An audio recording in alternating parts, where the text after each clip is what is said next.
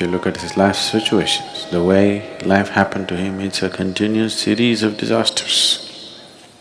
Loses his kingdom, what is rightfully his, ends up in the forest, loses his wife, gets kidnapped, fights a brutal war which he's not interested in, brings back his wife, suffers very uncharitable comments about his wife from everybody around.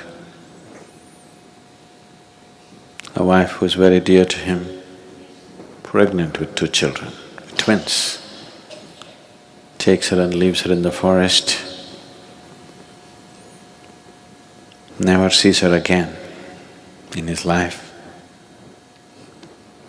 and unknowingly ends up in a battle against his own children, fights a battle with his children, gets defeated by them, goes through the disgrace of that, endless disasters, and wife dies without he ever meeting her.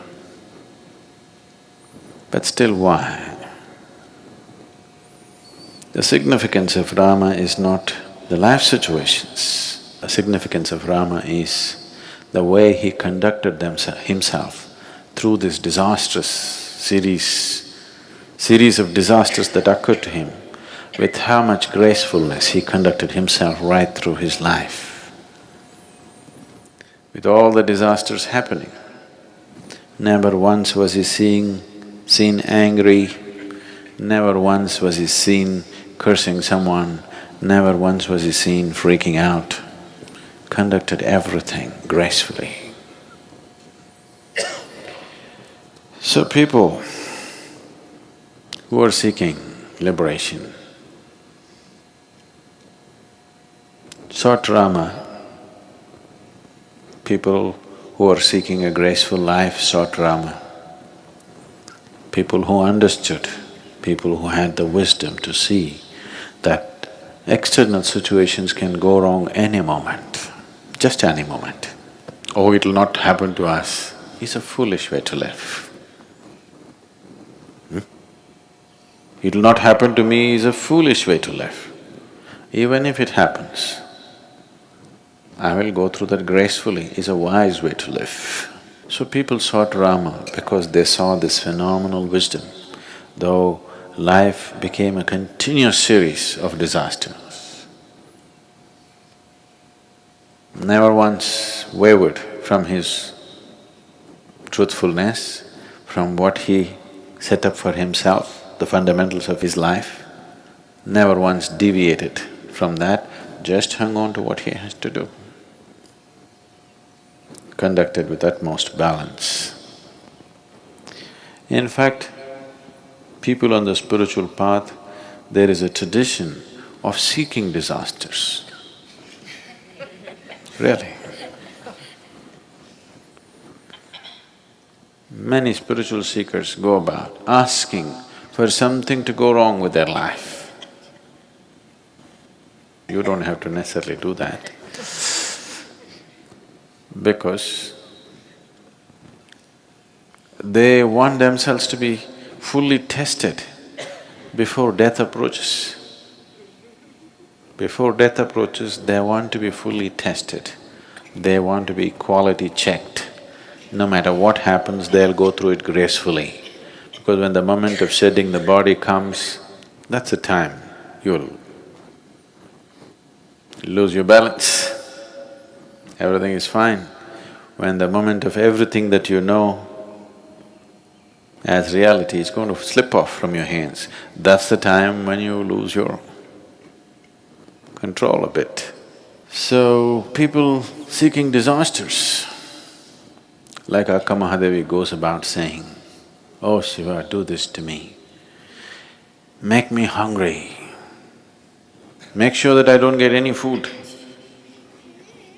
And in case I get it, before I put it in my mouth, make sure it falls off my hands. Before I pick it up from the ground, make sure a hungry dog eats it away." make me go through everything so that I will learn to conduct myself gracefully irrespective of what the outside situation is. That's an extreme form of devotion, and you want to be ready. When the moment of leaving comes, you don't want to falter even a bit. That is the moment you need to handle gracefully.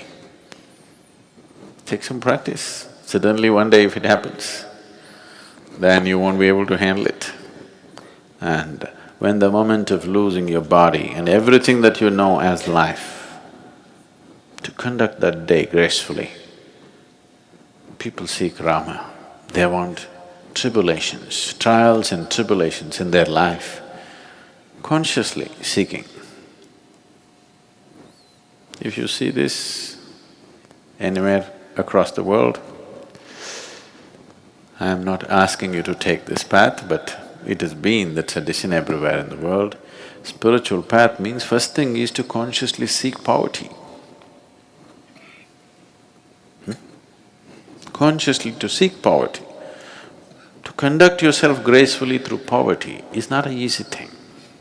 If you get hungry, you will become… all sense of being human will be lost, you will become like an animal. When you're hungry, when you're angry, you're an animal, isn't it? To conduct that gracefully, you should see the yogis in India, they never ask for anything, they keep going. You can see they are hungry. They have not eaten for days sometimes, but they will conduct themselves so gracefully. Any number of them,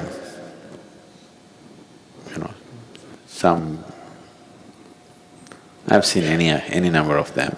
You offer them money, they won't take it. If you just offer one meal, they will take it. You offer money for one more meal, he won't take it, because he wants the challenge to be there in his life all the time. Because if I take money for 2 meals today, tomorrow I will logically convince myself, why not 10 meals? Then slowly I'll organize my whole life. Like, see, you have bought footwear for 3 lifetimes, just in case. If you have to come and walk the planet once again and once again, don't you have enough footwear for 3 lifetimes or 10?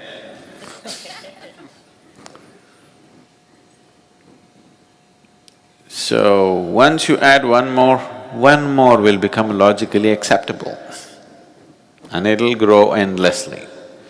Just see to what extent we have taken our survival process. Our survival process has hit the sky and still it's not enough. To conduct yourself through hunger, to poverty, to various kinds of physical and other kinds of difficulties gracefully. For this people sought Rama. And actually, if you look at almost everybody that you worship, Rama continuous disaster, conducted himself gracefully. Krishna, everything that he aspired for, what he wanted to create, his whole life was about bringing the political process and the spiritual process. He wanted to marry the political and the spiritual process. So he moved around with the kings and tried to bring spiritual process into their life, but it ended up in a disastrous war. Disastrous means horrible war it became. He tried to bring about something else, but something else happened. So we worship him. Jesus got nailed for very small things, but we still worship him. Not because of the success in their life, but for the gracefulness with which they conducted their failure, isn't it? Isn't it so? They conducted their difficult moments, most difficult moments gracefully, and that's what is valued. And that is the highest value in one's life. It's not the question of how much you have, what you did, what happened, what did not happen. Whatever happened, how did you conduct yourself? That is what determines the quality of who you are, not what happened in your life. You may make $1 billion because the market is doing well, okay? That doesn't mean anything. That's a social situation, isn't it so? So you're living in America and you're in a certain level of affluence, you go to Africa and they're in a certain level of poverty, you may think you're doing better, you're not doing better. In your society, you may be a failure. Yes or no? Yes. In your society, you may be a failure. In another society, you may look like you're a millionaire. It doesn't mean anything. It's a social situation. So all right, you can enjoy the comforts that come with it, but the important thing about the making of the human being is, whatever the situation, how gracefully can you handle it? So all these people, whether a Jesus or a Krishna or a Rama, these are fabulous representations of conducting their life gracefully through most difficult situations. So, either you can seek an easy life, remain untested, and you will see this, it's happening to lots of people. They look like perfectly fine till one big challenge came in their life, isn't it so? Are you not seeing this? When one big challenge comes, you will see who they are. When something that they expected did not go the way they think it should go, you will see they spill themselves all over the place. So the important thing is to bring this gracefulness into yourself. People are always doing thanksgiving for things that they got. Things that you get will not add to your life. See, suppose the whole world was living just in a hut. All we know is a hut. A hut would be great, we wouldn't need a mansion, isn't it so? Yes or no? Only that your neighbor has a mansion, you have a hut, that's the problem. This is a different kind of problem. Your neighbor has a mansion, you live in your hut and still gracefully. That's wonderful, isn't it? You can see this if you come to India. This is a huge house, next is a shanty, but both of them, he's not any less, you can't reduce him into nothing just because he's living in a little hut. He is as proud as you are, and that's nice. That a human being, irrespective of how somebody else is, he carries himself well. Not with just pride, but with gracefulness. And real things should go only to that even if your head fell off, you still can walk gracefully. Even if you have to go to the gallows, you still walk gracefully. This is the quality of the human being. Rest is only the quality of the situation, isn't it?